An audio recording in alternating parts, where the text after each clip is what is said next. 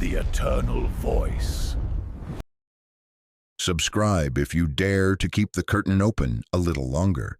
Tonight we trace a lineage that should not exist. Names carried like sigils, faces carried like masks, bloodlines carried like a whisper through salt air and cellar dust. The mythos is not just a bestiary of gods and monsters. It is a family drama. It is a genealogy. It is the story of human hybrids, flesh that reads as human until the tide turns, until the stars arrange, until the idea acts on the body. We open the ledger with a premise. In the outer cosmology of Lovecraft and those who came after, the boundary between human and other is neither wall nor law. It is a thin curtain, a damp veil. Put your hand to it, feel the condensation. Behind it, something breathes. In Innsmouth, the breath smells of brine, of rotting nets and hot refinery smoke. In Dunwich, of goat musk and old Latin muttered under the owl's rustle. Below Boston, it smells of limestone and marrow, under broken farms of peat and lightning. Hybridity threads through the ensemble like a recurring motif in a cosmic symphony. The deep one-half-bloods who return to the sea when the calling grows too strong. The Whately brothers, one visible, one mostly not, born of a mortal woman and a principle called Yog Sothoth. The ghoul kin who slip their faces like theater masks and descend into the old tunnels on all fours. The star-spawned descendants whose dreams carry navigation charts for journeys between distant suns. The stakes come early because mythos knowledge always exacts its due. To learn the mechanisms of these crossings is to admit that the schema of us and not us was only ever a scaffold for your comfort. To learn the signals, the gill scars hidden by scarf, the wide-set eye with no kindness in the sclera, the too rapid growth of a child, the chalk dust under the nails of an artist who prefers bones, is to invite recursions in your own mirror. The text insists you are audience. The text insinuates you are cast. Consider the human form as you know it. Bilateral symmetry, 5 fingers, 2 eyes positioned for depth perception, a brain that processes reality through familiar sensory channels.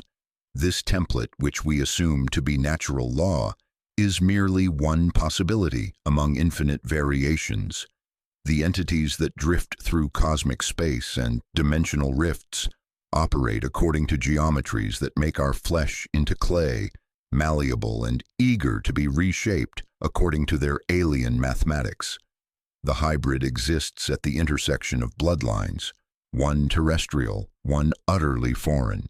They are the children of deep ones who walk among us with barely concealed gills behind their ears. They are the descendants of those who mated with entities from Yuggoth, carrying within their cells the capacity to perceive colors that have no names and to hear frequencies that drive ordinary humans to madness. They are the offspring of unions with beings so removed from our reality that their genetic contribution manifests not as physical traits but as fundamental alterations to consciousness itself. What makes these beings particularly unsettling is their capacity to exist undetected among us. Unlike the cosmic entities themselves, whose presence tears holes in reality and drives observers to immediate madness, the hybrids possess a terrible camouflage. They can pass for human for years, decades, sometimes entire lifetimes, their true nature emerging only in moments of stress, transformation, or when the call of their alien heritage becomes too strong to resist. We will move like a camera, dollying from shoreline to hilltop to catacomb. First, origin, where hybridity enters the canon. Then transmission, how the idea reproduces across authors like a recessive gene that suddenly dominates. Then mechanic, how the principle functions, biological, ritual, dream. Then cases, Innsmouth, Dunwich, and the star spawn. Then philosophy and echo, what it means now when genetic testing arrives by mail and the ocean inches back over old streets. Each chapter closes a door and opens a hallway. Each hallway has wet footprints leading on. You are not asked to believe. You are asked to hold. Hold the key and the gate. Hold the mask and the face. Hold the veil and the void. The mythos is theater, yes, but the stage is soaked and the audience breathes back. Step closer. If you stay, you take the blood oath made of words.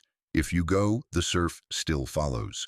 The question is not whether such beings exist, but whether you are prepared to recognize the signs of their presence in the world around you, and perhaps most unsettling of all, within yourself. Condition. Once you know there is a ledger, you start listening for the next name called from the wings. Ideas travel like surnames, sometimes preserved in wills written with trembling hands, sometimes carved into rotting pier pilings with rusted knives that taste of salt and time. The hybrid, as a mythos motif, begins its insidious journey in Lovecraft's fountain pen and spreads outward through yellowing pulp pages, through midnight correspondence networks, through dog-eared anthologies and flickering film adaptations, behaving like a family branch that refuses all attempts at pruning, growing stronger with each generation of telling. Howard Phillips Lovecraft plants the seed in Facts Concerning the Late Arthur German and His Family in 1920, where ancestry becomes a ticking genetic bomb, doom encoded in bloodlines like a signature written in invisible ink. He perfects the maritime contagion in The Shadow over Innsmouth, penned in 1931, though not published until 1936, where a decaying New England town's sudden gold and unnatural fertility arrive with a saltwater clause that must eventually be paid. The gate logic finds its formal expression in The Dunwich Horror from 1928, a ritual union that births both a visible child who grows too fast and an invisible catastrophe that presses against barn walls like a held breath. Elsewhere, in The Unsettling Galleries of Pickman's Model, and throughout his dream cycle narratives, we witness slower transformations where artists and outcasts clasp hands with tunnel-dwelling ghouls until teeth sharpen and gates agree with subterranean rhythms. Yet Lovecraft did not conjure half-human creatures from empty air. Mythology overflows with sirens, centaurs, and changelings, beings that blend human and animal forms in familiar moral frameworks. Lovecraft's innovation was surgical. He stripped away romanticism and comfortable morality, replacing them with cold, biological imperative, driven by entities utterly indifferent to human suffering or salvation. His hybrids are not tragic heroes or noble savages, but inevitable outcomes of ancient cosmic mathematics, slow-acting genetic poison introduced into human bloodlines for purposes beyond terrestrial comprehension. Transmission exceeds mere bibliography and becomes community, a network of correspondence passing motifs like heirloom jewelry. August Derleth preserves and expands the mythos while reinterpreting it, imposing elemental orders and cosmic oppositions that Lovecraft never formally endorsed. Robert E. Howard contributes the serpent men of ancient Volusia, masters of subtle disguise and political infiltration, offering a vector where hybridity operates through clandestine manipulation rather than overt physical transformation. Ramsey Campbell transplants the taint to England's Severn Valley, where industrial fog and factory soot replace New England's briny mists. Brian Lumley excavates the Earth's black fertility, with his Chthonians swelling beneath chalk downs, while Caitlin R. Kiernan threads melancholy through bloodlines like tides through coastal caves. Ruthanna Emrys reverses the lens entirely, recasting Innsmouth descendants not as cursed aberrations but as a diaspora colonized by fear, translating cosmic horror into minority memory and resistance.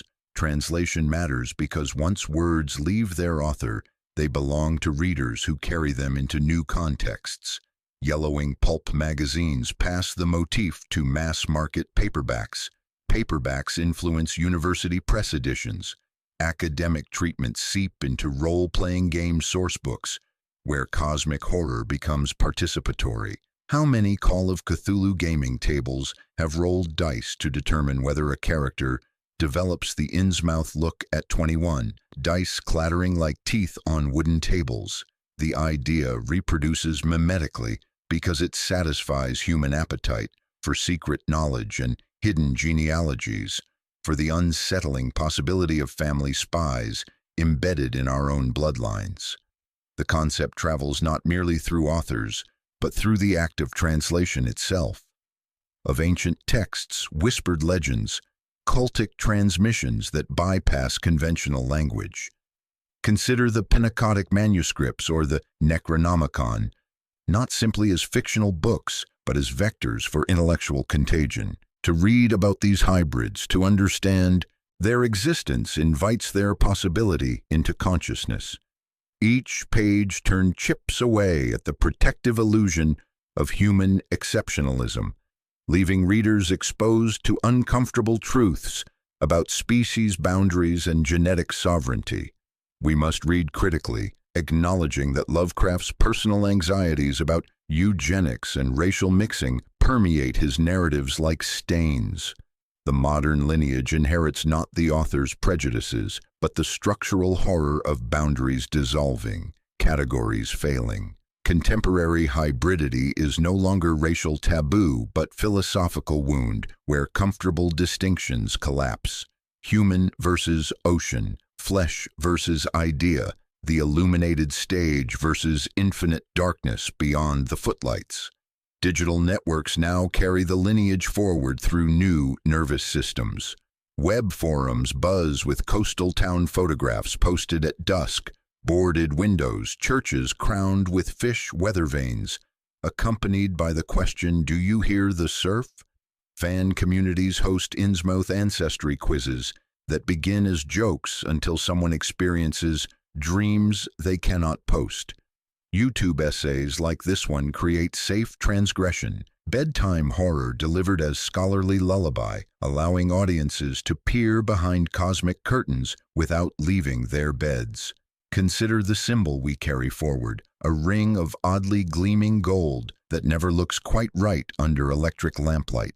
Marsh gold from Devil Reef, a circle promising both continuity and entrapment. Ideas reproduce most effectively when they can be worn, inherited, passed through bloodlines both literal and literary. This ring will reappear as visual leitmotif, a prop that becomes mnemonic, a mnemonic that becomes ritual, a ritual that makes futures resemble the past. The hybrid concept has evolved beyond narrative device into existential thesis. Boundaries are permeable. Human form is temporary arrangement. Consciousness is provisional state, subject to pressures older than continents. It demonstrates that what we consider natural law may be merely local ordinance, subject to revision by cosmic forces operating on scales that dwarf human comprehension. Condition. Once you track the ring's gleam from page to page, you cannot ignore the hand that wears it in the next scene. Hybridity in the mythos operates through three entwined logics that function like fundamental forces of nature: biology, ritual, and dream. You can sense them as elemental presences: water, stone, stars, each carrying its distinctive signature: the briny tang of salt air, the dry dust of ancient crypts, the sharp ozone scent of cosmic radiation. Each represents a different method by which the cosmos inscribes its alien script into human flesh and consciousness. To understand how hybridization manifests in all its terrible variety, we must abandon our comfortable assumptions about biological stability and embrace the unsettling reality that flesh, under the influence of cosmic genetics, becomes as malleable as wet clay on a wheel that spins without hands. Begin with the biological imperative, where the surf speaks in genetic code. In Innsmouth, the deep ones are not metaphorical constructs, but a pelagic people whose life cycle intersects with human flesh, like a tide crossing a manicured lawn. The process unfolds with inexorable predictability. First comes a humid night filled with drums and flickering lamps, then a baby born unnaturally vigorous, followed by adolescence marked by thick lips and unnaturally wide eyes, then young adulthood accompanied by salt cravings and recurring dreams of green windows glowing beneath dark waves, finally reaching middle age, where skin dries and then perversely refuses to stay dry. The Innsmouth look represents slow metamorphosis rather than sudden mutation, a genetic time lock triggered by the convergence of age, proximity to water, and the ancestral call of a father older than coral reefs. This inheritance functions like a biological clock, ticking down to transformation through mechanisms embedded at the cellular level. The changes begin in microscopic spaces, too small for human observation, yet vast enough to accommodate the impossible mathematics of otherworldly biology. Each cell becomes a miniature universe where terrestrial genetic laws encounter forces operating according to principles our science cannot measure or predict. The visible alterations, bulging eyes, receding hairline, waxy skin texture, are merely footnotes to the real text written in respiratory and circulatory systems. The hybrid's body systematically prepares for existence, requiring survival in crushing ocean depths where human physiology would fail catastrophically. Even skeletal structure undergoes silent metamorphosis, bones becoming honeycombed with chambers serving functions for which human anatomy possesses no terminology. Ritual provides the second pathway, operating through cosmological rather than biological mechanisms. In the bruised hills of Dunwich, hybridity emerges not from population drift, but from deliberate project management. Old Whately negotiates with Yog Sothoth, the key and the gate, the all-in-one entity that perceives time like a cartographer views terrain. He prepares altars that taste of iron rain, stains ancient stones with substances that numb the tongue when their names are spoken, daubs sigils whose geometries hurt to contemplate directly. The union that results need not be physical in ways biology demands. It can be purely cosmological, a permission slip signed in mathematical grammar predating atomic structure. The outcome defies conventional reproduction. Twins emerge, with Wilbur growing prematurely large and pathologically hungry for knowledge bound in human hide, while his sibling becomes an invisible pressure that strains barn walls and hillsides, leaving footprints in mud that can be seen but never accurately measured. Ritual produces exceptions that biology could never schedule because the partner is not a species but a principle, not an organism but a fundamental axiom governing reality's deepest structures. These practices represent technology so advanced that human observation interprets it as supernatural intervention, manipulating the constants that govern existence until impossible offspring fit into local space-time, their varied development threatening to tear apart reality's fabric in their immediate vicinity. Dream provides the third mechanism, treating sleep as a permeable membrane where alien contagions pass between dimensions. Ghouls recruit through sustained attention, linger too long in damp catacombs, and your senses recalibrate to appreciate chalk musk and sweet carrion, filling nights with dreams of burrowed galleries and meat-sweet feasts, gradually stiffening hands and angling teeth to match subterranean requirements. This transformation transcends mere appetite, functioning as comprehensive curriculum designed to reshape consciousness according to alien educational principles. Pickman's paintings serve as vectors for aesthetic infection. Prolonged viewing allows pigments to implant themselves in the observer's visual cortex, like parasitic eggs, hatching appetites that teach teeth new angles and hands new ways to brace on stone. Dream mechanics enable ideas to act directly upon bodies, even without genetic modification, demonstrating how culture can literally edit cartilage and bone. Hybrid minds receive transmissions from cosmic entities that contributed to their genetic heritage, experiencing dreams operating according to non-linear narratives, spanning millennia while presenting events from multiple perspectives simultaneously. These dream communications function as guidance systems, providing hybrids with information necessary for fulfilling their roles as bridges between human and alien reality, offering maps to locations where dimensional barriers grow thin, identification of humans carrying dormant hybrid genetics, or timing of cosmic events creating opportunities for otherworldly manifestation. These three logics intertwine in complex patterns where biology primes the transformation, ritual accelerates the process, and dream provides ongoing instruction. Hybrid offspring share one fundamental consequence: the erosion of humanity's monopoly on subjective experience. Agency flips from human control to cosmic principle. Your biography begins to feel like stage directions whispered from the wings. The question shifts from "Who am I?" to "What is acting through me?" Traditional categories, human versus animal, human versus divine, blur beyond recognition. The horror lies not in gore or violence, but in the loss of governance over one's own existence, the realization that management of your body and mind has been outsourced to principles indifferent to comfort. Hybrid bodies develop what can only be described as architectural empathy, experiencing physical resonance with structures reflecting alien mathematical principles.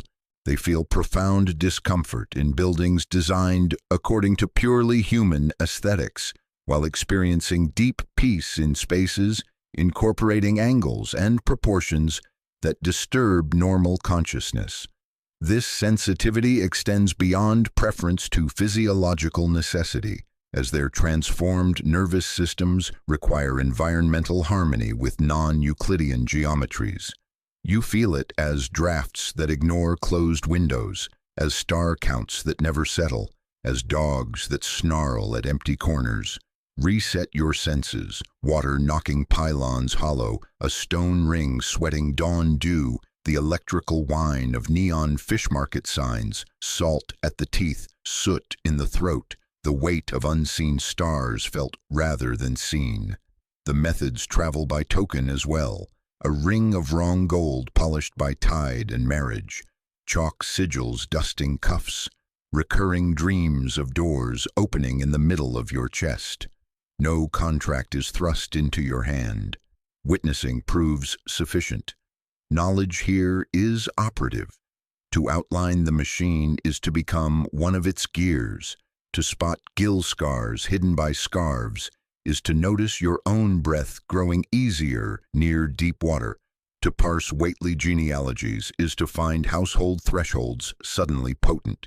As we prepare to examine specific cases, remember this triad of transformation.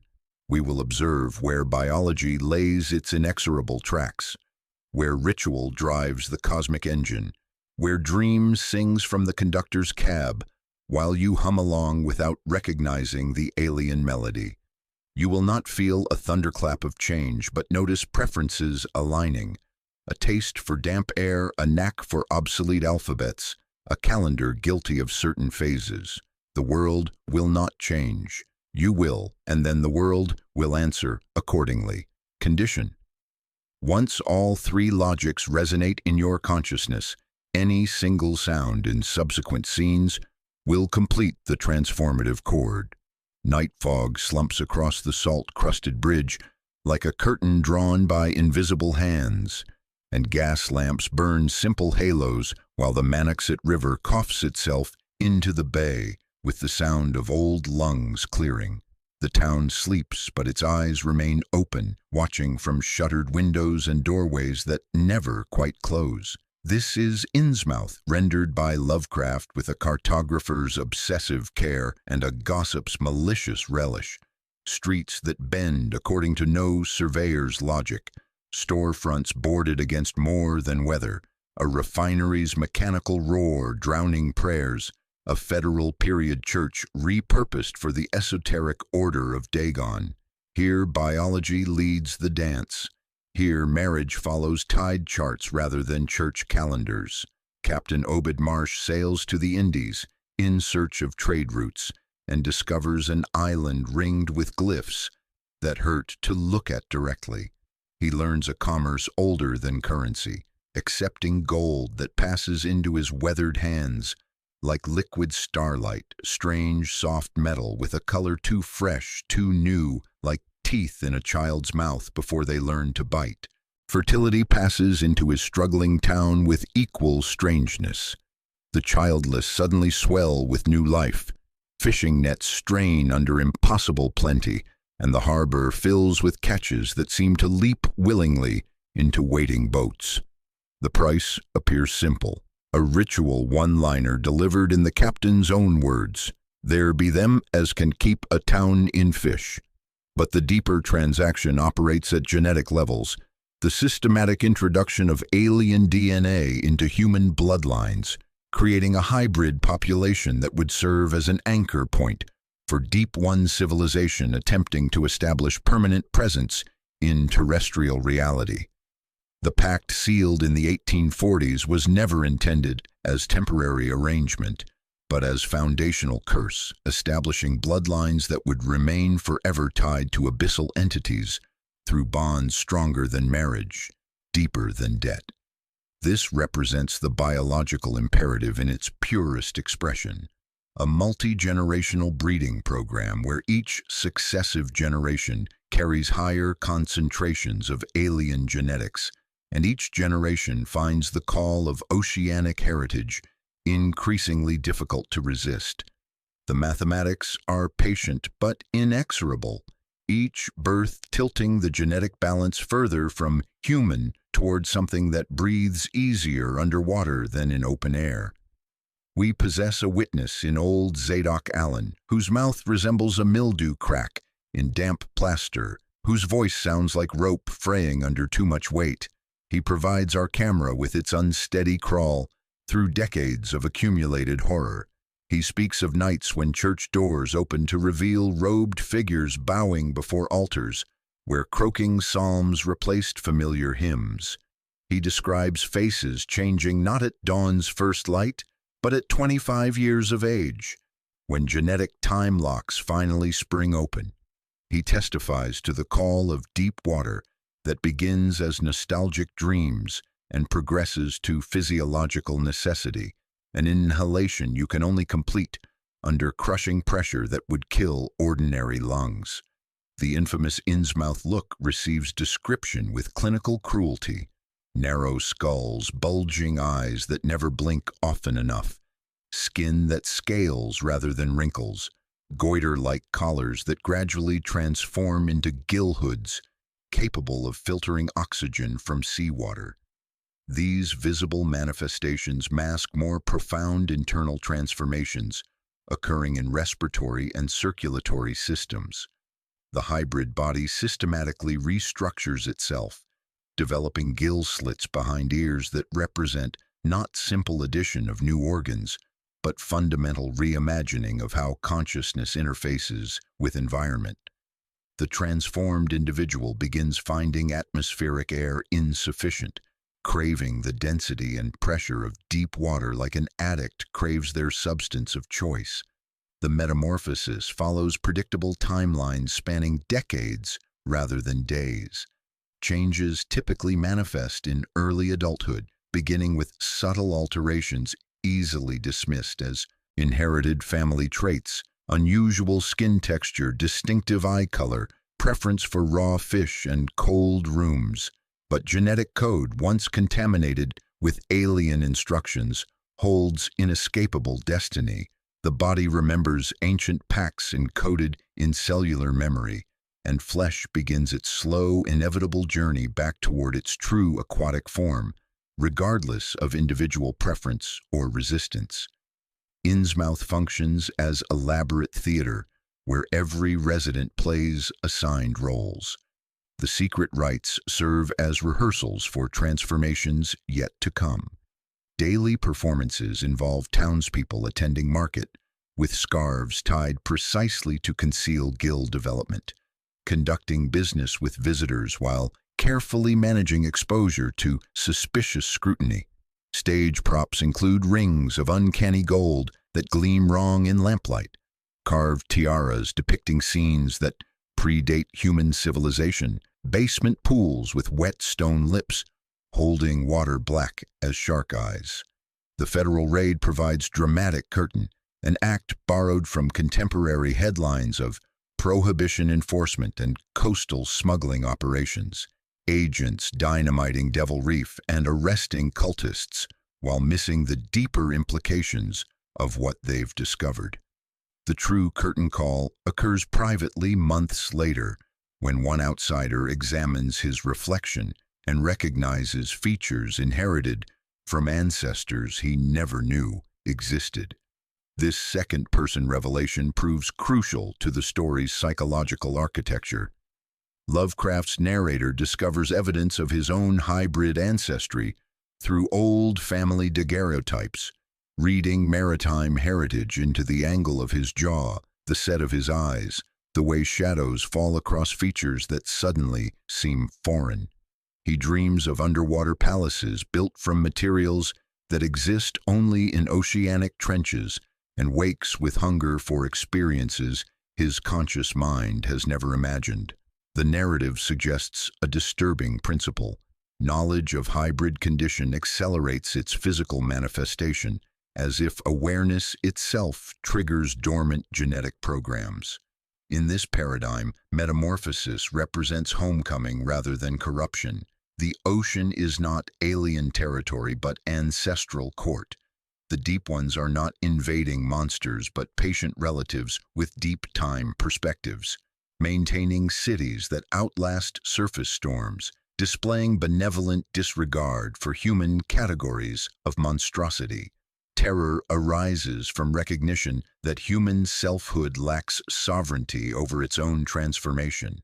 The sea refuses metaphorical interpretation, insisting on literal parentage that claims its children when they reach maturity. Reset your senses, wet wood that stains your hands, old rope whispering fiber against palm, the faint sweep of fins under a dock-like punctuation. At the end of a sentence you cannot stop reading.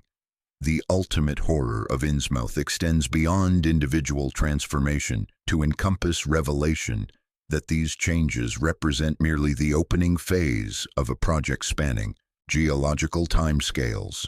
The deep ones are preparing for futures where boundaries between terrestrial and oceanic life dissolve entirely, with hybrid populations serving as foundation for new forms of civilization designed to dominate worlds where rising oceans reclaim continents.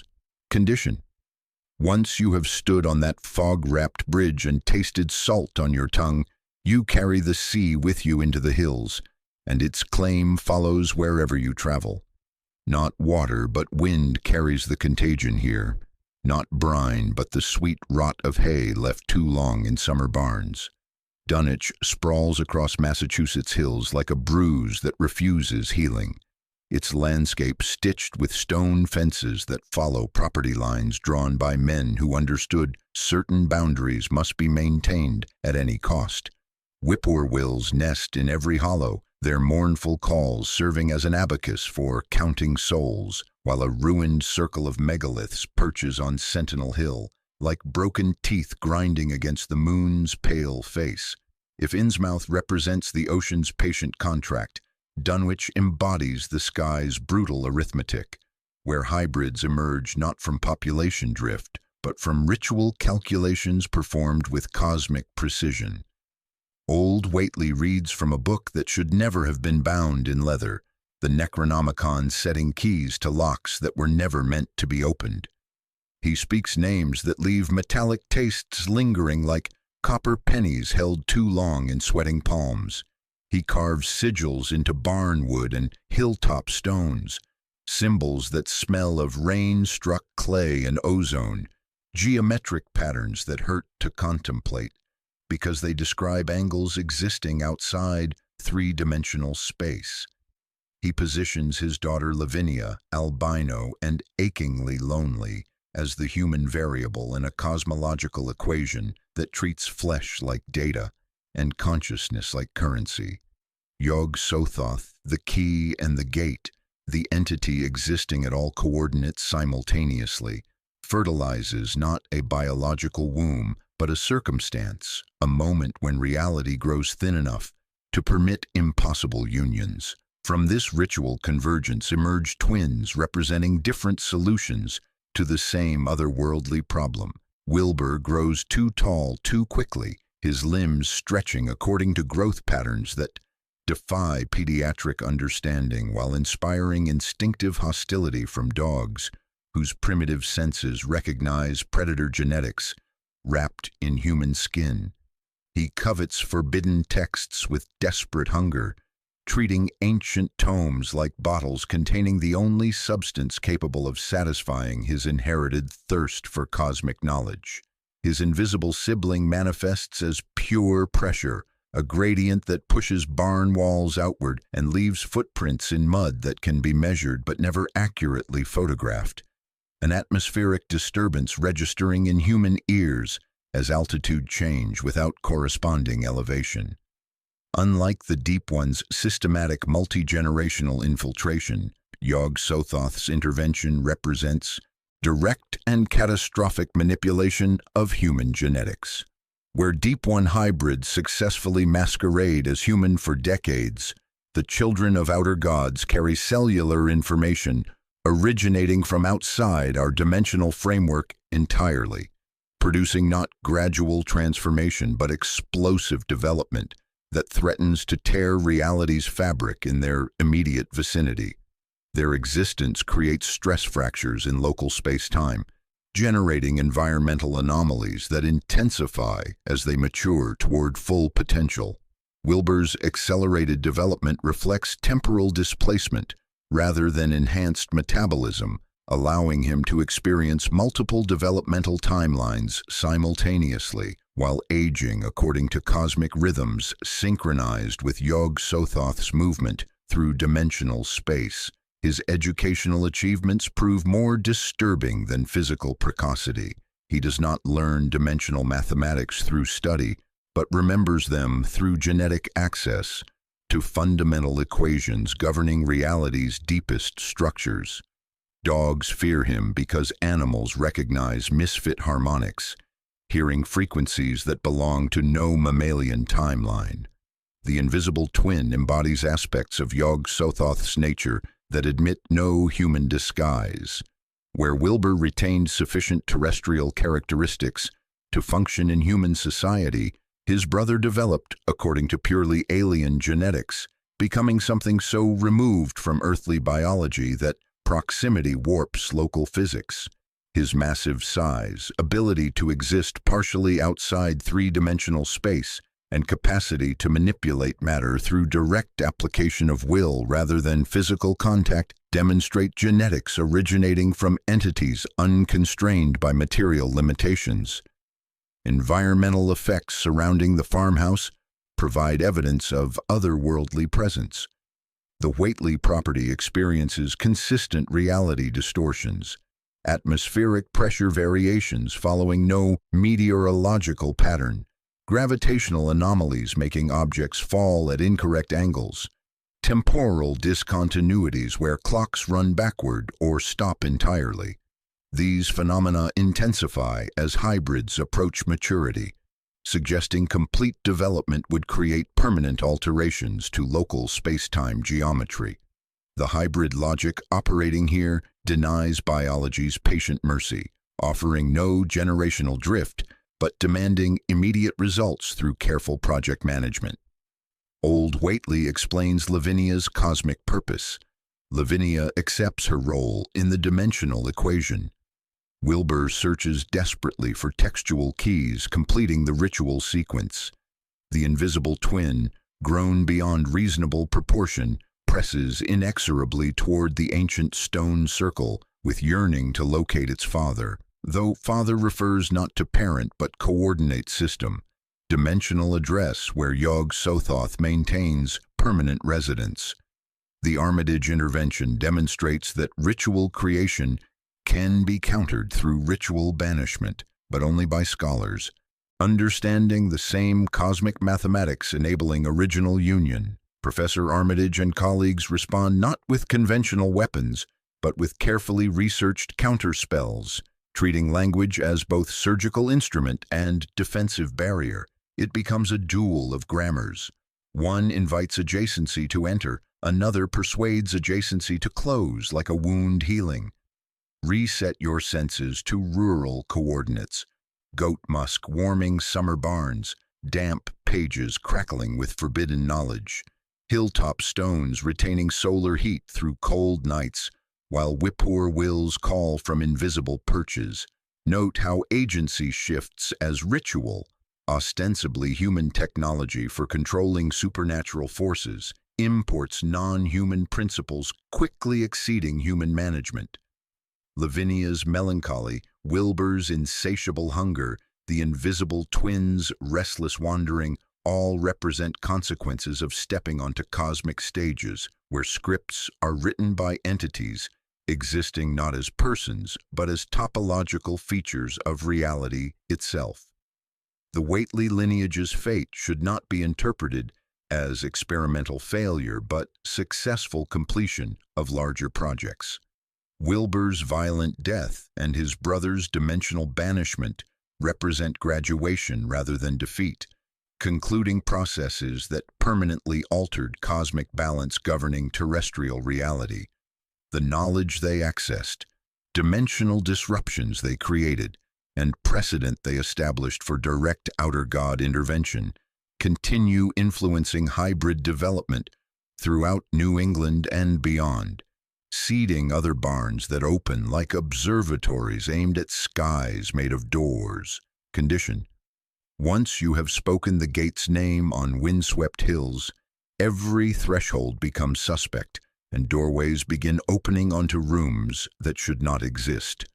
Dust settles first like chalk powder coating the throat, then dampness seeps through ancient masonry carrying centuries of accumulated moisture. Finally, sweetness arrives, the sudden cloying rot of fruit abandoned too long in summer cellars, flesh surrendering to entropy with eager compliance. The tunnels beneath every city pulse with more than steam and electrical current. They breathe with patient intelligence, waiting for footsteps that know the proper rhythm.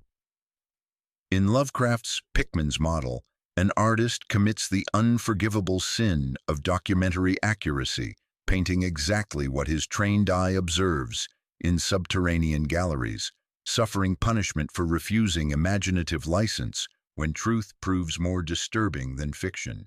In the Dreamlands, ghouls constitute a functioning civilization, dog-faced and lean, possessed of convivial customs that span continents through limestone arteries, trading ossified currencies and whispered intelligence networks. The hybrid lineage here operates through cultural transmission. An artist descends, returns changed, descends again with increasing frequency, returns with decreasing enthusiasm, until one night he simply does not return because he has mastered new genuflection techniques and nutritional approaches that require neither cooking nor conscience. Hybridity achieved through dream mechanics proves less punctual than Innsmouth's biological clockwork or Dunwich's ritual mathematics. It unfolds as extended rehearsal culminating in opening night, performed for empty theaters, surface audiences having departed for safer entertainments. This represents the third fundamental transformation mechanism, not genetic inheritance or cosmological intervention, but education through sustained exposure, appetite cultivation, and deliberate practice. The horror emerges not from birth circumstances, beyond control, but from gradual becoming through accumulated forbidden knowledge and systematic desire reshaping according to non-human parameters. Pickman's canvases function as visual curricula, their pigments seeming to shift when observed peripherally, tutoring eyes toward new aesthetic appreciation. The human observer who stares beyond casual glance acquires tastes initially metaphorical, but gradually manifesting as literal dietary preferences. Skeletal structure responds to nutritional changes. Posture adapts to altered center of gravity. Dental configuration shifts to serve new purposes. Facial architecture follows functional demands. This represents evolution through curriculum and cuisine combined. Aesthetic education teaching bodies to match transformed minds. It constitutes a love story deliberately stripped of romantic sentiment. You inevitably love what you consistently practice, and sufficient practice creates fitness for previously unimaginable activities. The transformation occurs through aesthetic contagion, the revolutionary concept that art and appetite possess literal capacity to instruct physical form toward alien configurations. Unlike viral infections or genetic mutations, this process requires active participation from subjects, making it simultaneously more voluntary and more insidious than purely biological or ritual transformations. The victim becomes collaborator, student becomes curriculum, observer becomes observed. Ghoul hybridity's most distinctive characteristic lies in its initially voluntary nature.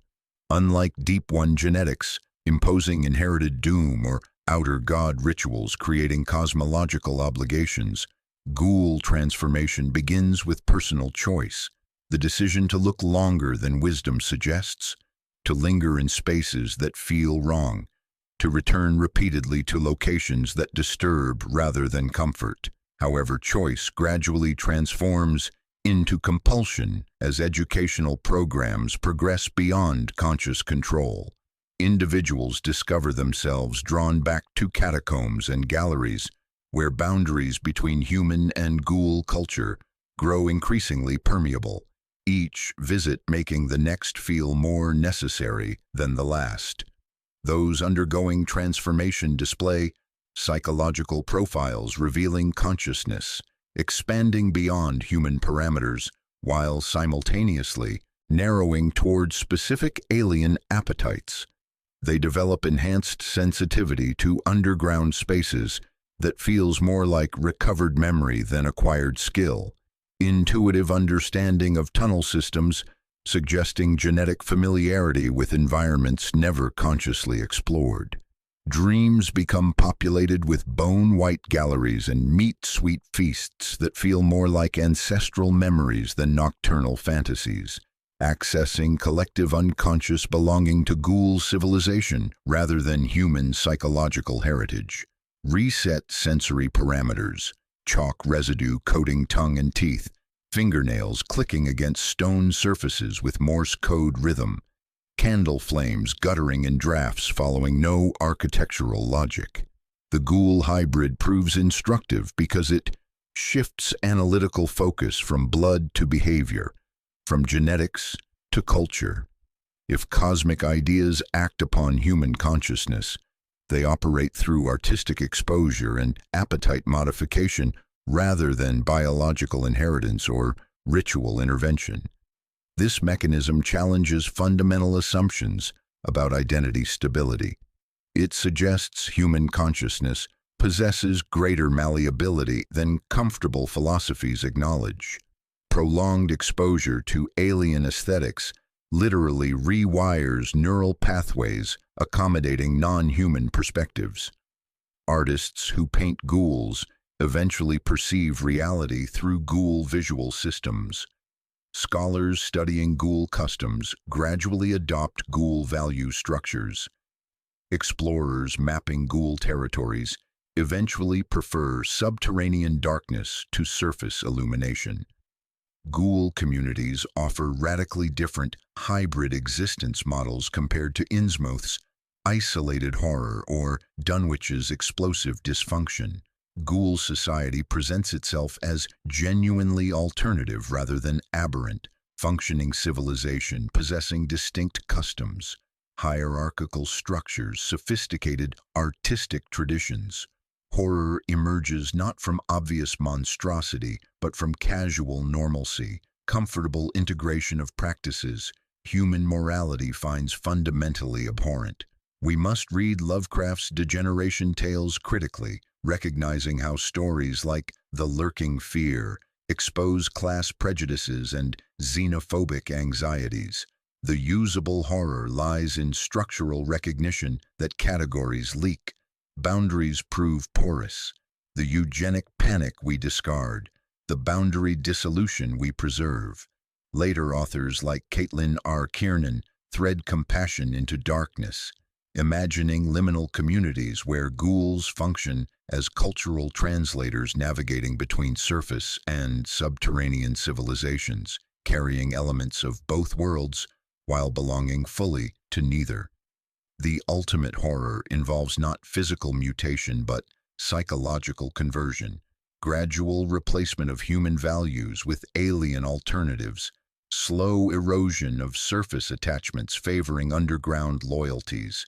Individuals retain recognizably human appearance while becoming fundamentally alien in thought patterns and desire structures. The ghoul hybrid warns about culture's power reshaping identity, dangers inherent in prolonged exposure to alien value systems, possibilities that human civilization might prove more fragile than institutional confidence assumes. Culture, unlike genetics, can be learned, practiced, ultimately abandoned. Condition. Once you learn the path beneath the city and follow it twice, the third descent follows you regardless of conscious intention. Beyond the oceanic depths where deep ones maintain their patient cities and past the dimensional rifts through which outer gods extend reality-warping tendrils, there exist hybrid lineages whose alien heritage originates from the vast emptiness between stars, descendants of entities that crossed galactic distances so immense their home system's light has not yet reached our most sensitive telescopes. These star-spawn hybrids represent cosmic inheritance connecting human genetics to civilizations that achieved interstellar travel when our solar system remained nothing more than swirling dust and gravitational possibility, their bloodlines carrying stellar memories encoded in DNA sequences that predate terrestrial evolution by millions of years. The star-spawn approach to hybridization operates according to fundamentally different principles than deep one infiltration or outer god intervention. These entities perceive Earth not as permanent settlement but as way station in migrations spanning millennia, crossing distances that render human concepts of space and time laughably provincial.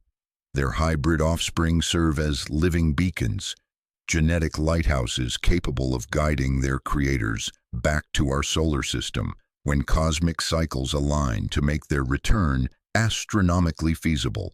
Star-spawn descendants develop enhanced sensory capabilities, allowing perception of electromagnetic frequencies, gravitational variations, and cosmic radiation patterns invisible to human observation. Their nervous systems expand beyond terrestrial parameters, creating neural pathways that process information transmitted across interstellar distances. Brain tissue grows according to patterns dictated not by human evolution but by cognitive requirements of beings perceiving reality through senses we lack names for, developing what might be termed dimensional awareness, capacity to perceive aspects of existence operating outside three-dimensional space. The most distinctive feature involves their relationship with celestial mechanics.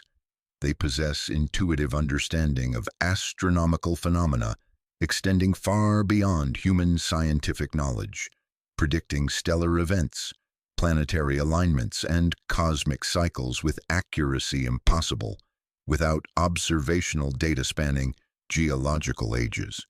This knowledge flows through inheritance rather than education, passed down through genetic memory containing accumulated observations from civilizations achieving interstellar travel before Earth's continents assumed current configurations.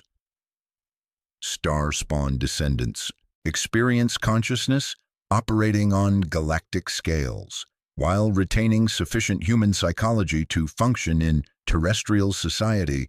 Their deepest thoughts orient toward cosmic events, unfolding over time frames dwarfing human civilization. They suffer what can only be described as stellar nostalgia, inexplicable longing for star systems never consciously visited but recognized by genetic memory as ancestral homes. This manifests as chronic dissatisfaction with earthbound existence, perpetual sense that true purpose lies elsewhere among distant constellations. Dreams serve as communication channels, connecting them to alien progenitors across interstellar distances. These nocturnal experiences operate as direct information transfers, conveying star charts, technological specifications, and cultural knowledge from civilizations existing in systems whose names appear in no terrestrial catalog. Dream communications frequently contain construction instructions for devices strengthening connections between Earth and distant star systems. Hybrid descendants find themselves compelled to build radio telescopes in remote locations, perform calculations mapping gravitational anomalies in distant galaxies, or create artistic works functioning as three-dimensional star charts, encoding navigation information for interstellar travelers.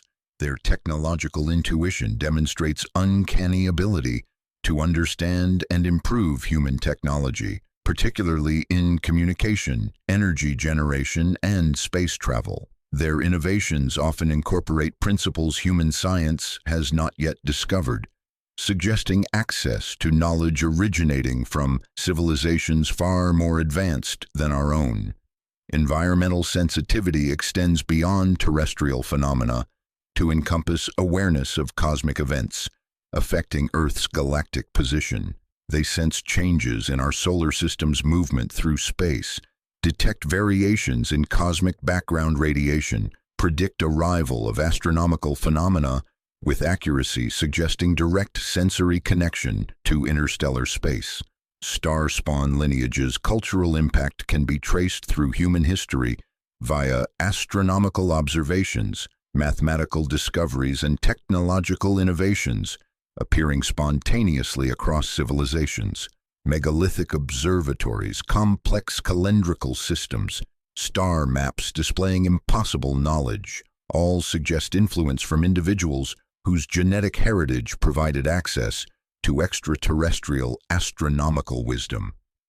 Reset sensory coordinates. Cosmic background radiation's constant hum penetrating soundproof chambers, starlight carrying information older than Earth's formation, the psychological pressure of vast distances pressing against consciousness like deep water against diving bells. The ultimate purpose becomes apparent when viewed from perspectives encompassing galactic cycles operating over millions of years. The entities responsible for these lineages are not permanently absent, but engaged in cosmic migrations following patterns determined by stellar evolution, galactic rotation, and astronomical phenomena unfolding over incomprehensible timeframes. They travel between star systems according to schedules synchronized with cosmic events, supernovae, black hole formations, galactic arm rotations, creating optimal conditions for dimensional travel. Star-spawn hybrids function as genetic time capsules, preserving within their DNA information necessary for re-establishing contact when progenitors return to our solar system. As specific astronomical conditions approach, hybrid descendants will experience activation of dormant genetic programs, transforming them into active agents of interstellar communication, their consciousness expanding to accommodate direct contact with intelligences operating on galactic scales. The horror lies not in monstrous transformation, but in revelation that human consciousness, when expanded to accommodate galactic perspectives, becomes something no longer recognizable as human in any meaningful sense. The individual personality dissolves into cosmic awareness, where terrestrial concerns shrink to insignificance, leaving behind entities that remember being human but can no longer fit within such limited definitions. Condition. Once you have felt distant stars pulling at your dreams, earthbound concerns begin feeling like temporary distractions from larger cosmic purposes awaiting your awakening. We return to the stage and dim the house lights until only essential illumination remains, casting shadows that seem to breathe independently of their sources.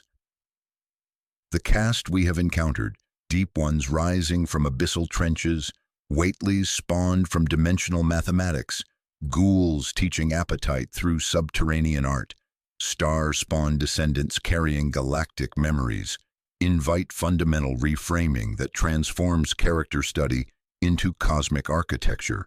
These entities are not persons but principles, not individuals but fundamental forces given temporary form. Cthulhu is not a tentacled tyrant dreaming beneath Pacific waves. It is the ocean's accumulated memory of cities, geological consciousness that remembers when continents wore different shapes. Yog-Sothoth is not a bearded cosmic sage. It is adjacency itself, the mathematical property of next to, expanded across temporal dimensions until past and future become navigable geography. Shub-Niggurath is not a goat-like fertility goddess. It is unchecked generation, the principle of life reproducing beyond natural constraints. Ghouls are not dog-faced tunnel dwellers. They are death practice transformed into sustainable culture, mortality converted into dietary tradition. Against these vast impersonal forces, the human self stands like a painted set piece, adorned with doors that never open, windows reflecting only deeper truths. This reframing converts hybridity from character-driven horror to structural dread operating at reality's deepest levels. The entities responsible for unnatural unions are not monstrous antagonists performing cosmic drama. They are fundamental forces given form, architects of flesh whose existence dictates the structural parameters within which horror operates. To perceive them as simple villains misses the profound existential dread they embody. Recognition that the universe itself organizes according to principles, making human suffering not merely possible, but inevitable. Consider Shub-Niggurath, traditionally invoked as the black goat of the woods with 1,000 young. She embodies not creature but principle of grotesque, boundless fertility, operating without regard for species, barriers, or dimensional boundaries. Her young are not offspring in terrestrial sense, but manifestations of cosmic chaos, born from unions violating fundamental existence categories. Her influence drives cultists toward procreative rites, blurring distinctions between species, dimensions, life, and something far older than biological definition. Hybridity under her dominion becomes explosive generation, cancerous growth across reality's fabric, testament that beginnings can be veils and voids, rather than illumination and order.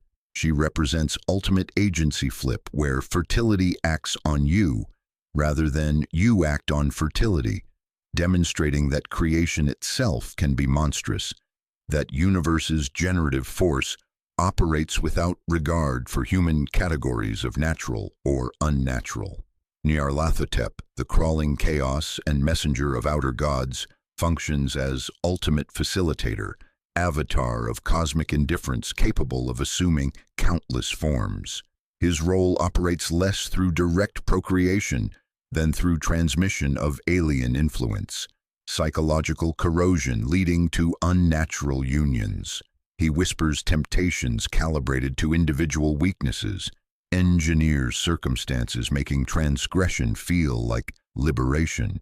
sows madness seeds pushing humanity toward embracing alien salvation. He embodies insidious corruption, deliberate veil thinning between worlds, through careful design rather than accidental breach.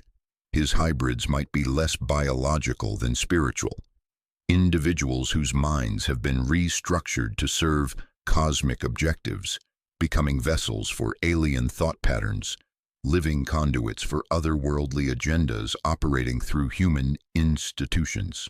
Hybridity frightens because it erodes the human set piece, revealing apparent solidity as theatrical illusion.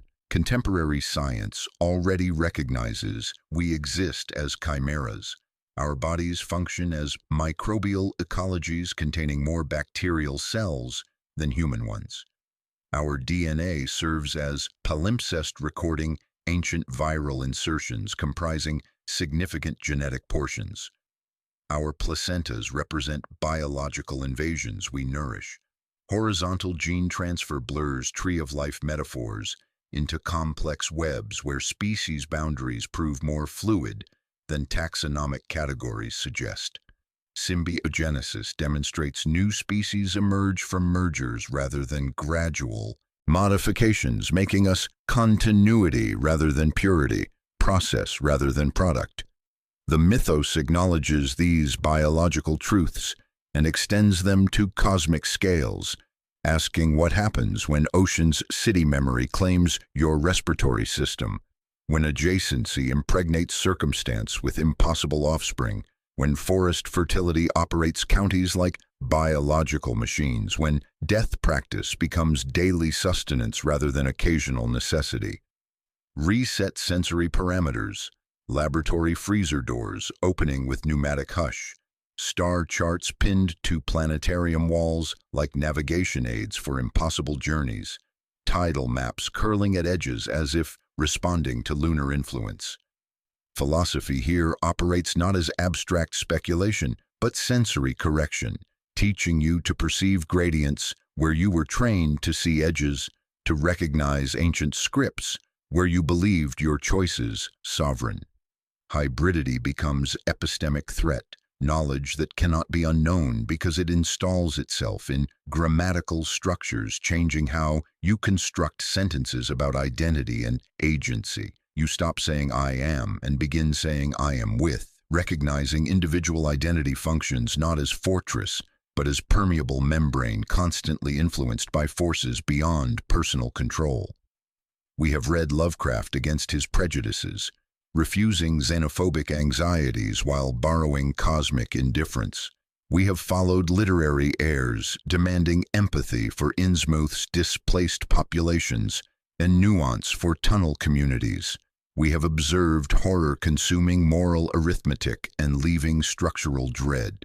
In this interpretive mode, hybrids are not abominations but teachers of unpleasant truths about reality's actual organization.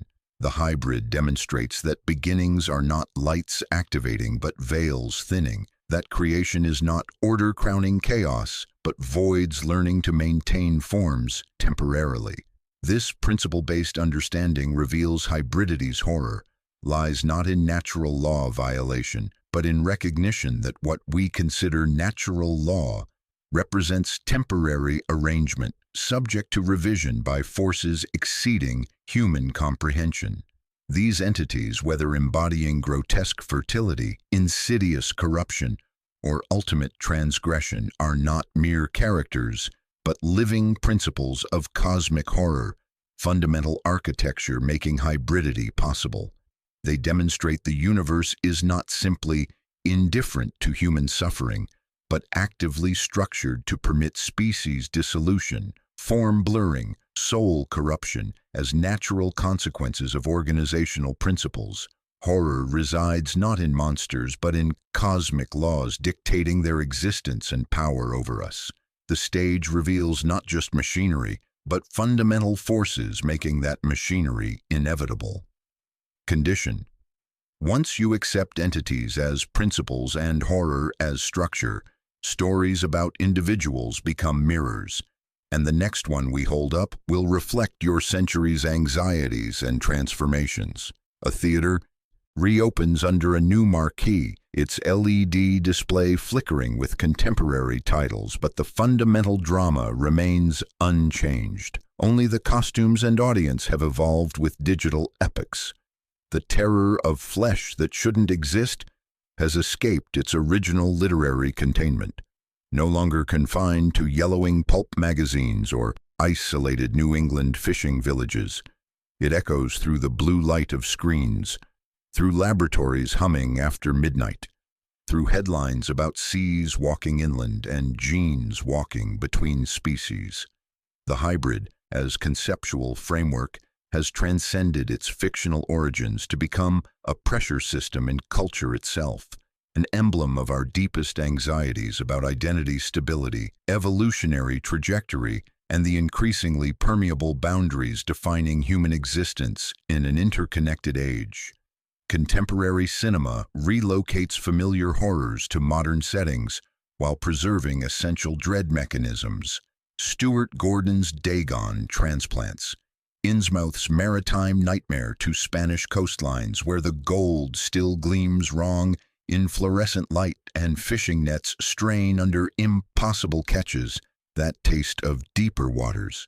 Guillermo del Toro's The Shape of Water, while not explicitly mythos material, inverts traditional scripts by presenting hybrid love as liberation rather than contamination, reimagining oceanic entities as benevolent rather than threatening, teaching audiences to breathe differently.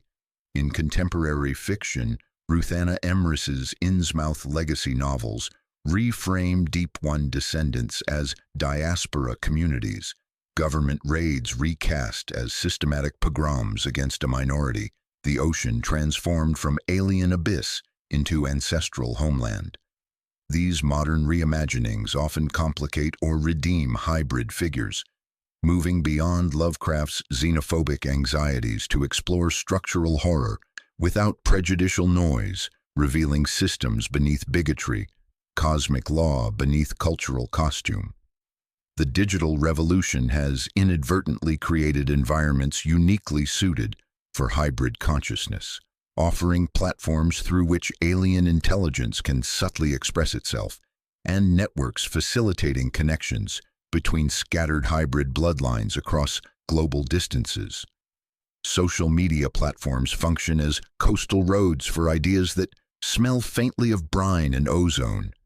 Profiles blink with subtle marks, fish icons replacing crosses, usernames with too many consonants arranged in Dunwich patterns, night-posted images of reefs at low tide. An astronomical photograph shared on Instagram might contain encoded star charts providing navigation data for entities waiting beyond Neptune. Mathematical formulas posted in academic forums could serve as dimensional keys, subtly opening pathways between realities through the way limits are not taken. Viral content phenomena assume new significance when viewed through hybrid influence lenses.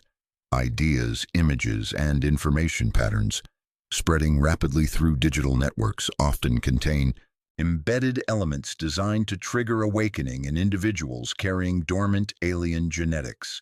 The meme becomes sigil, the repost becomes right, the comment section becomes chorus for congregations that never meet above ground.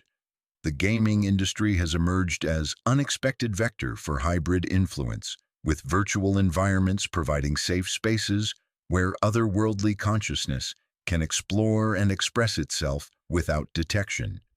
Procedural caves resemble arteries known to skulls from older lives. Non-Euclidean hallways give some players nausea and others profound relief. Cooperative titles teach voice chat liturgies where someone who has never met you knows which corner to turn because both of you dreamt the same junction decades apart. Sandboxes become laboratories for architectures that only feel right when angles refuse to add up properly.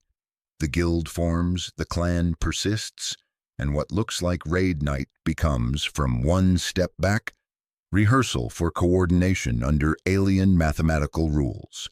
Contemporary science participates in ways that would horrify Lovecraft's sensibilities, while fulfilling his darkest prophecies. CRISPR gene editing tools glimmer like technological runes in pipette tips. Base pairs click like beads on rosaries. Colony plates bloom like gardens tended by shy gods. Bio-artists paint with fluorescent bacteria, creating living canvases that pulse with deep-sea luminescence. Synthetic biology proposals read like grimoires bound in laboratory notebook covers. Chassis organisms, kill switches, gene drives, containment circles, rendered as bio-safety cabinets. Quantum computing development and artificial intelligence advancement represent not merely human ingenuity, but application of principles hybrid individuals have inherited from otherworldly ancestors. Their genetic memories containing technological knowledge that appears revolutionary to purely human researchers, but feels more like recall than discovery.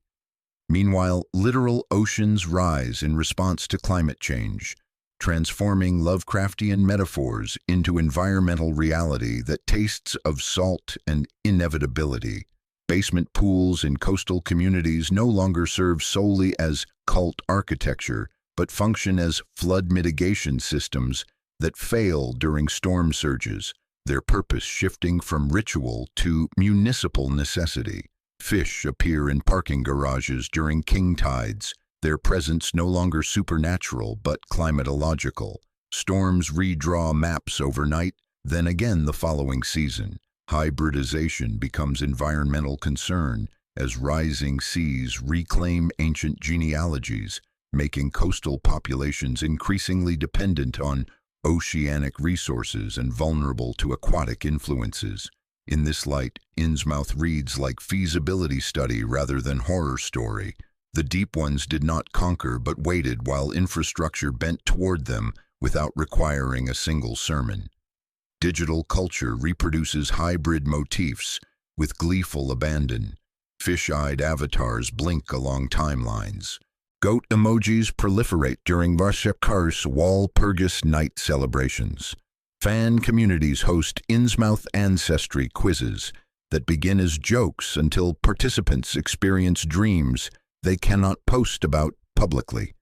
YouTube essays like this one create safe transgression experiences, delivering bedtime horror as scholarly lullaby, allowing audiences to peer behind cosmic curtains without leaving comfortable domestic spaces. The mask smiles, the orchestra tunes, the stage fits in your headphones and follows you onto the train. Surveillance capabilities create both opportunities and challenges for hybrid populations. Digital monitoring systems could theoretically identify individuals displaying non-human characteristics through gait analysis and facial recognition. But these same technologies allow hybrids to monitor human activities with unprecedented efficiency. The vast data collection networks tracking human behavior provide hybrid individuals with God's-eye views of shopping lists and sleep cycles, information valuable for long-term infiltration strategies. The data lakes swallow everything. The question becomes one of current. Who swims with it? Who against? Who beneath? Reset sensory parameters. Smartphone screens glowing in darkened bedrooms, air conditioners humming with frequencies that tired brains interpret as distant surf, notification sounds echoing patterns found in whippoorwill calls. This era adds surveillance and self-archiving to transformation mechanisms. Hybrids no longer hide in isolated villages, but camouflage themselves within digital grids, where anonymity and visibility coexist. The esoteric order maintains email newsletters with tasteful serif fonts. Shub Niggurath groves organized through private Discord servers where ban reasons read off-topic gardening. Dunwich hilltops appear into drone footage accompanied by comments noting unusual crop circle patterns, and someone else replies with coordinates.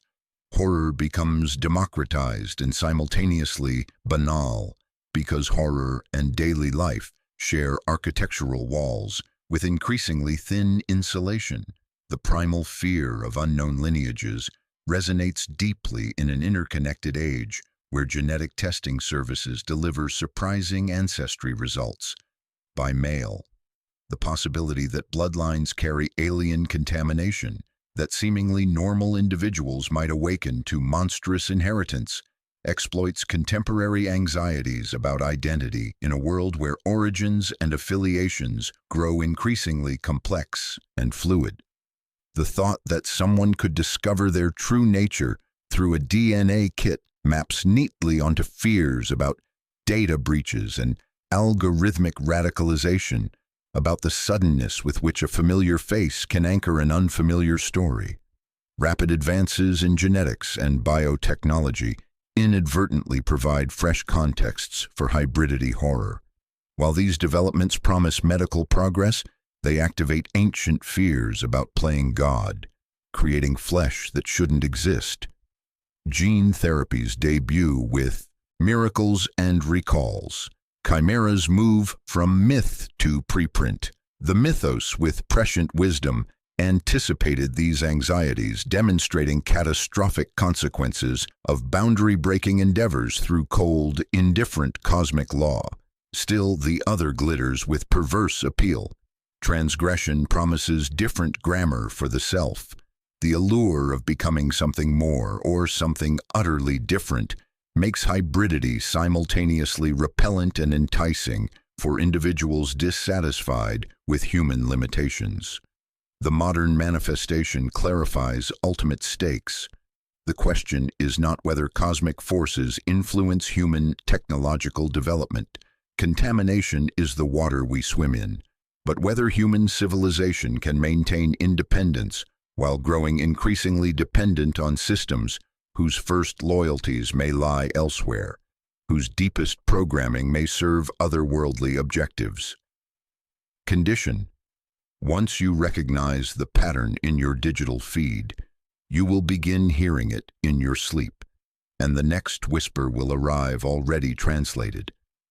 We stand now at the precipice of our journey, having traversed shadowed landscapes of hybridity from whispered origins in salt-stained manuscripts to profound cosmic implications echoing through contemporary culture. The final and most chilling twist awaits, one that brings abstract mythos horror crashing down from distant stars and abyssal cities into deeply personal, inescapable territory. If you have listened with genuine attention, if you have allowed subtle dread to seep through consciousness, like groundwater through limestone, then you are no longer merely observer. You are implicated, enrolled in a drama whose opening night began before you realized you were auditioning. The self-implication twist operates on the principle that understanding forbidden knowledge transforms the understander into part of the phenomenon itself. We spoke early of knowledge's cost, of perception's subtle alteration through exposure to cosmic truths. Now that alteration culminates in profound personal terror, as scholarly breadcrumbs, ancestral pacts, and corruption mechanics reveal themselves not as tales of distant others, but as threads woven into universal existence's fabric, extending by necessary implication into your own lineage's potential. This is the circular echo returning to our opening motif of forbidden knowledge, now imbued with terrifying intimacy. Initial unease at reflections, shivers at unseen currents, these were premonitions, faint whispers of truth now resonating within consciousness, like tuning forks struck in cathedral spaces. The veil separating human from hybrid is not metaphor but biological reality, a membrane capable of thinning and tearing within anyone under appropriate cosmic influences. The entities we discussed as principles, Shub-Niggurath's boundless generation, Nyarlathotep's insidious whispers, Yog-Sothoth's dimensional adjacency, are not external forces but cosmic laws governing your own transformation potential. Horror proves structural in operation but intensely personal in manifestation. The universe acts upon you, and you serve merely as stage upon which alien dramas unfold, according to scripts written in languages predating human speech. Consider your bloodline not as family tree, but as braided river that vanishes and resurfaces miles downstream. How far back can you trace it with certainty? What gaps exist in family history? What missing decades hide behind immigration documents and church fires? What unexplained traits run through your lineage like underground currents?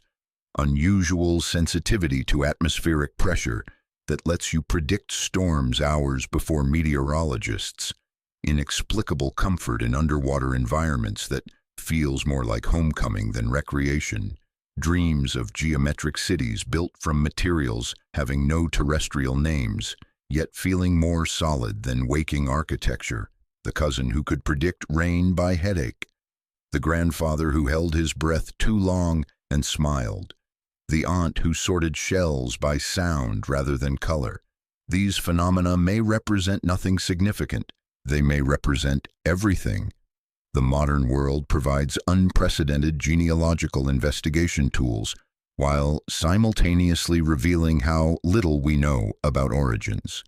Genetic testing services deliver results that surprise and sometimes disturb, revealing ancestries never suspected, connections to populations never imagined.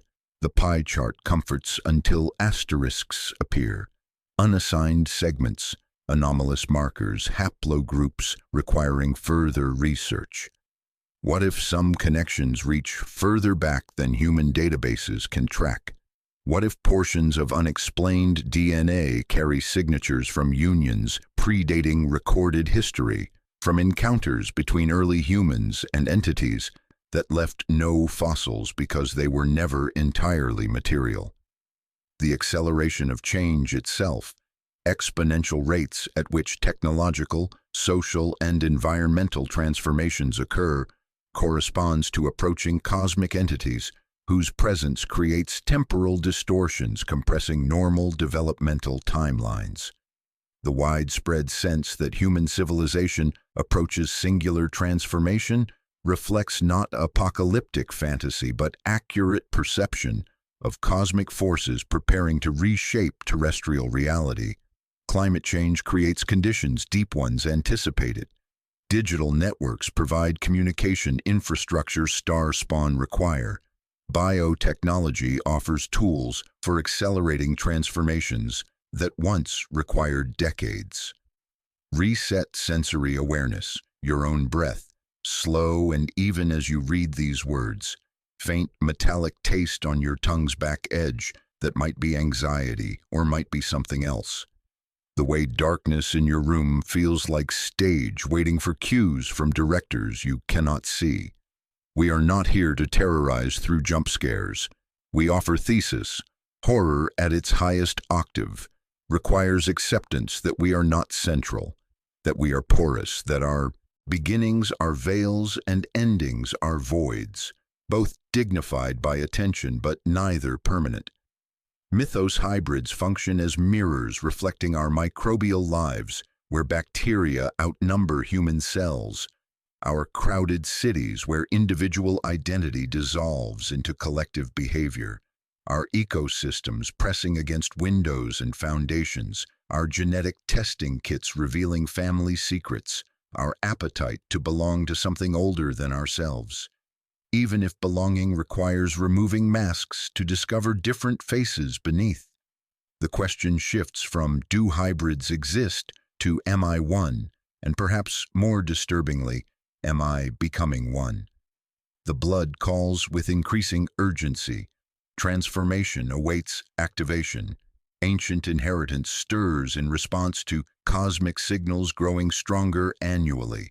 Environmental changes affecting Earth, technological developments reshaping human society, cultural shifts normalizing otherworldly contact, all serve as activation triggers for dormant genetic programs embedded in more bloodlines than we dare imagine.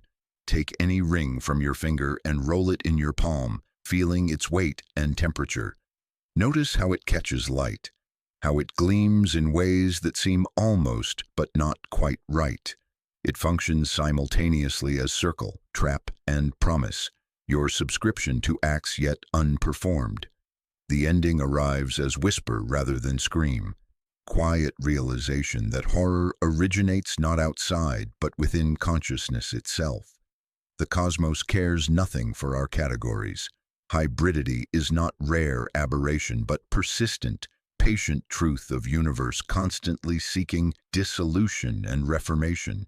We will widen the frame in future explorations, perhaps examining Mythos surgical practices, brains preserved in cylinders, like stage lights waiting for theaters, or dark young and their economics of plenty, or elder signs functioning as real estate markers in cosmos with minimal zoning restrictions. For now, we let curtain fall gently without thunder, accompanied only by water sounds you can always hear if you listen quietly enough.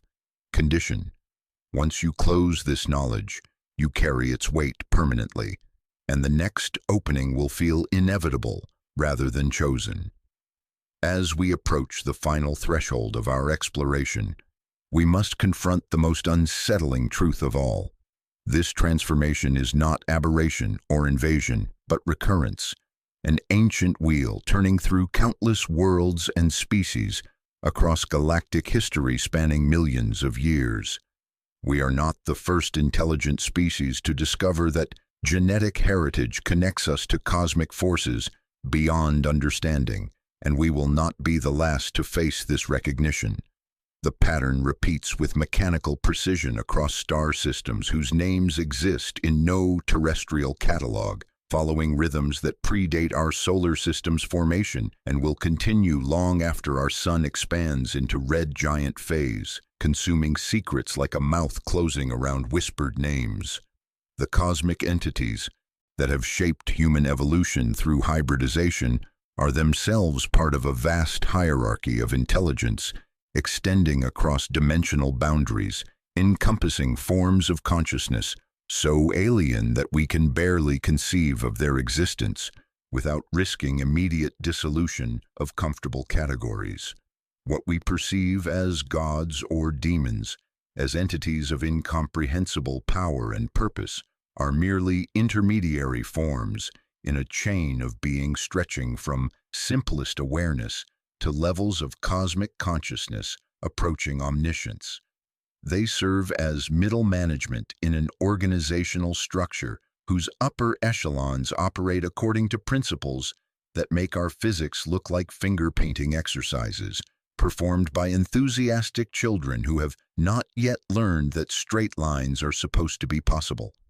The cycle begins when a young species develops sufficient intelligence to become aware of its place in the universe, creating cosmic resonance that rings like a tuning fork through space-time's fabric. This awareness attracts attention from entities whose role in the galactic community involves guiding emerging consciousness through transformation from planetary to cosmic awareness. Initial contact appears random, fishing captains encountering deep ones during routine expeditions, rural families entering unions with outer gods through ritual miscalculation, researchers making contact with star spawn through radio telescope observations.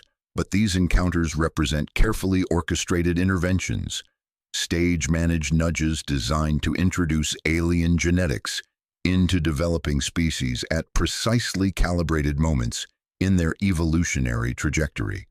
The hybridization process serves multiple functions within cosmic design architecture.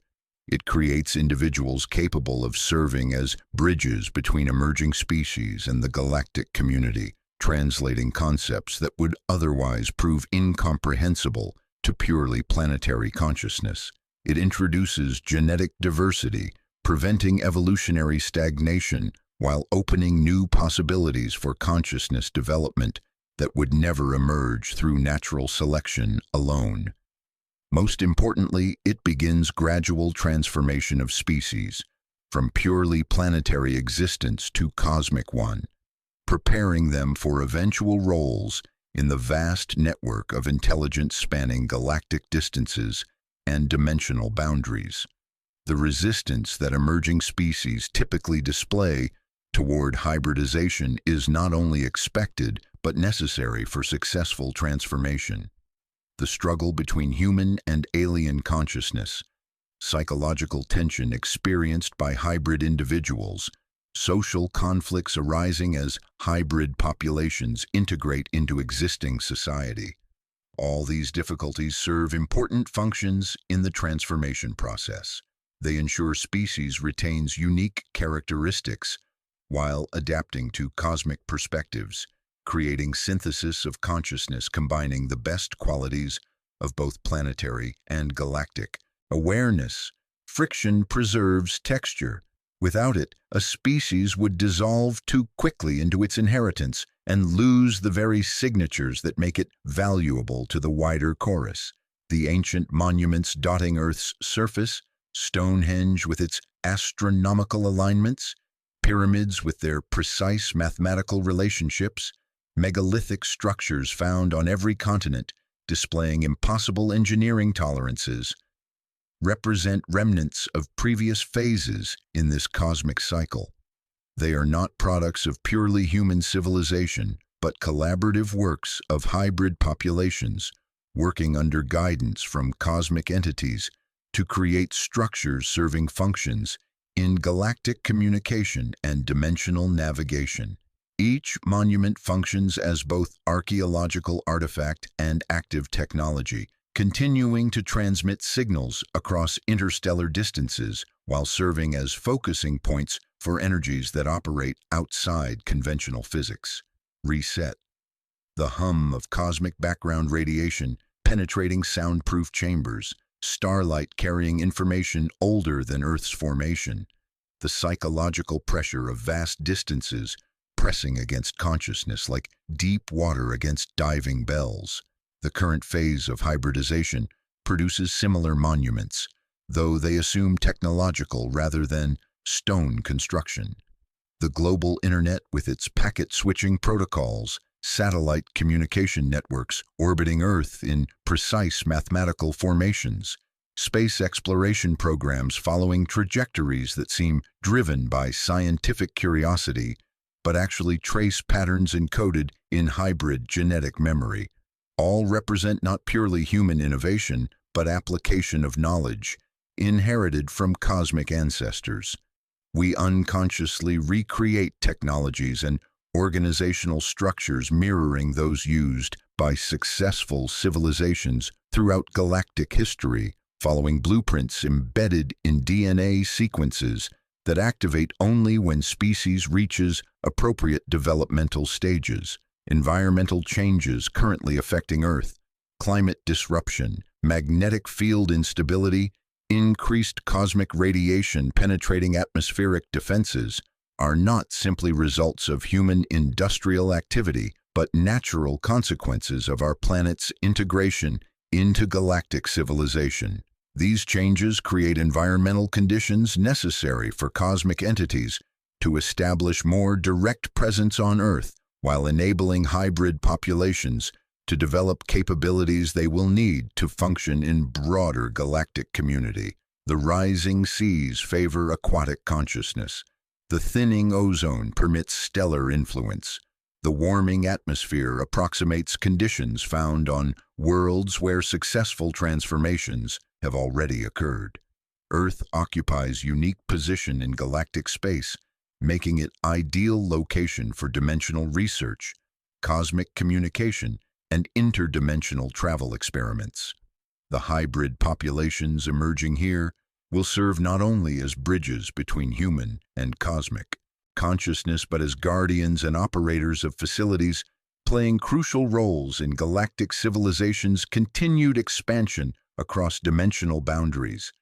Civilizations that successfully navigate the hybridization process emerge as junior members of cosmic community, contributing unique perspectives and capabilities to collective intelligence governing galactic affairs. Those resisting transformation too strongly face extinction, not through violent conquest, but through inability to adapt to cosmic conditions, making purely planetary existence impossible. The universe does not wage war against recalcitrant species. It simply continues operating according to principles that make their continued existence untenable, like tide pools that dry when the ocean recedes. The transformation will proceed whether we accept it willingly or fight desperately against it. The cosmic cycle operates according to forces so vast and patient that individual resistance becomes meaningless in face of genetic destiny and galactic necessity.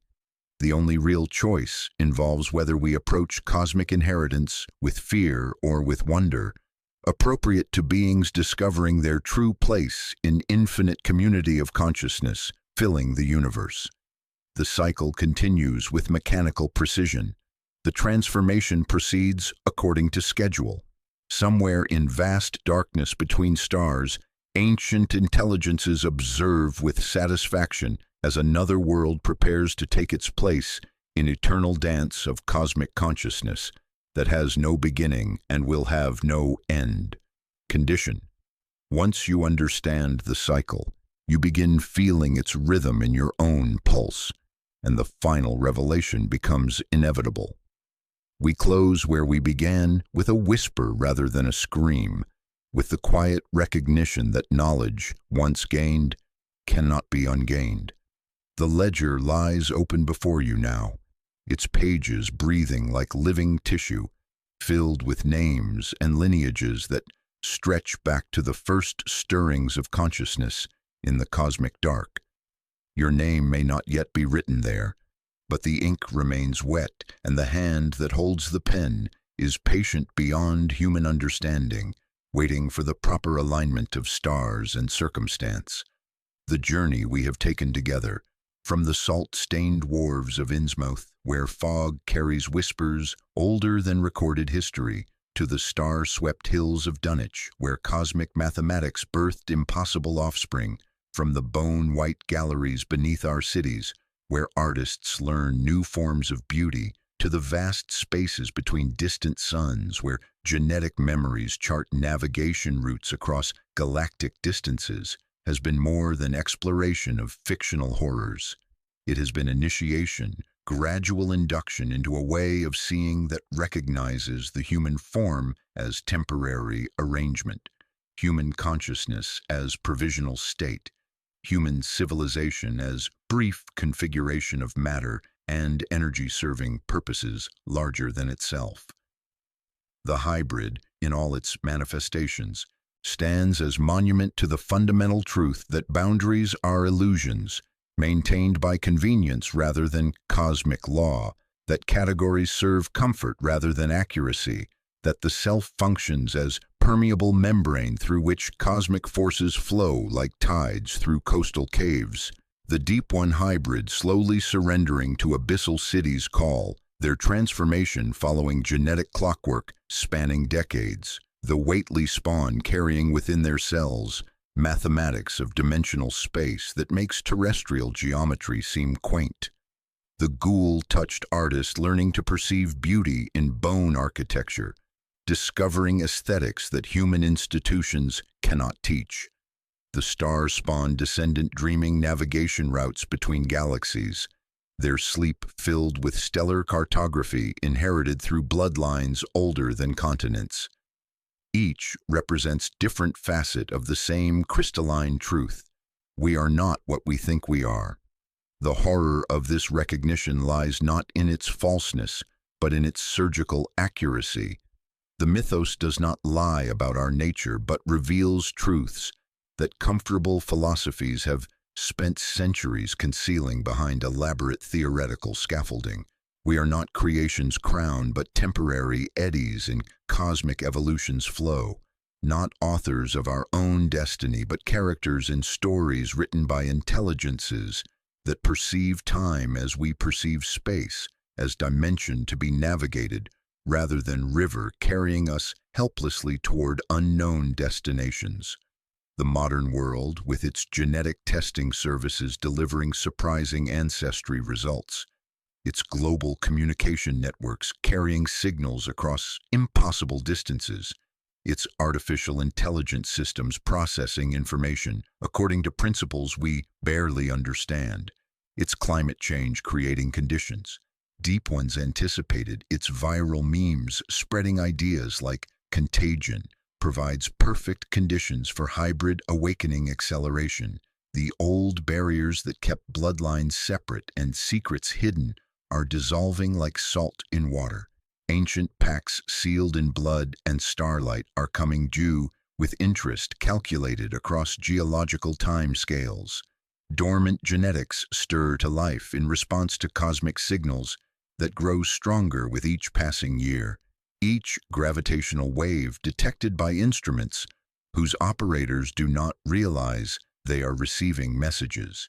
You have been changed by this knowledge, whether you recognize the alteration or not. The very act of comprehending the hybrid phenomenon has made you susceptible to its influence, opened channels in consciousness that were previously sealed. Your dreams may begin carrying new imagery, underwater cities built from materials that exist only in oceanic trenches, non-Euclidean geometry that hurt to contemplate but feel strangely familiar, star charts mapping journeys you have never taken but remember through genetic inheritance. Your reflection may begin showing subtle alterations visible only in peripheral vision, different cast to eyes that shifts with lighting conditions, unfamiliar angle to jaw that photographs cannot capture, features that seem to move when you are not looking directly. These changes, if they manifest, will not represent punishment for intellectual curiosity, but recognition of readiness for transformation. The cosmic forces shaping hybrid evolution do not work randomly, but select individuals whose consciousness has expanded sufficiently to accommodate alien perspectives without immediate dissolution. Your willingness to follow this exploration to its conclusion, to sit quietly in darkness and listen to whispers from void spaces between stars, marks you as candidate for transformation, whose mental architecture can support renovations that would collapse weaker structures.